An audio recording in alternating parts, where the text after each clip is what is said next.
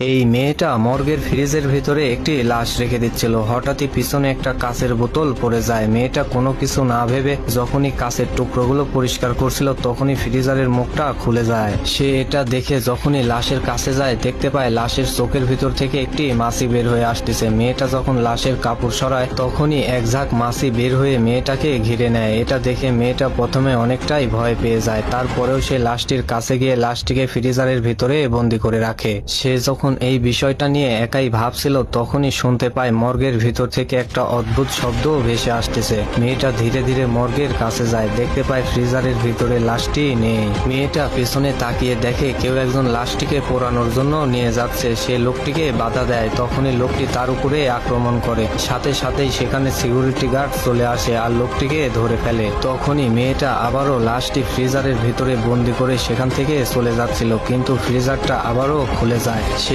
বিষয়টি দেখার জন্য আবারও লাশটিকে বের করে আনে। তখনই তার একটা ফোন আসে, লাশটিও পিছনে নড়তে থাকে। মেয়েটা যখনই লাশটির কাছে যায় লাশটি কথা বলা শুরু করে। মেয়েটা ভয় পেয়ে তাড়াতাড়ি লাশটি ফ্রিজারের ভিতরে বন্দি করে এই কথাটা তার সিনিয়র নার্সকে বলতে থাকে, কিন্তু সে এই কথাটা কোনোভাবেই বিশ্বাস করে না। এদিকে সিকিউরিটি গার্ড মর্গের ভিতরে অদ্ভুত শব্দ শুনে দেখার জন্য সেখানে যায়। তখনই লাশটি সিকিউরিটি গার্ডকে সেখানেই মেরে ফেলে। মেয়েটার এই কথাটা যখনই তার সিনিয়র নার্স বিশ্বাস করেনি তখনই মেয়েটা প্রমাণ দেখানোর জন্য সিসিটিভি ক্যামেরা চেক দেয়। তখনই দেখতে পায় সেখানে একটা কালো ছায়া ভেসে উঠেছে।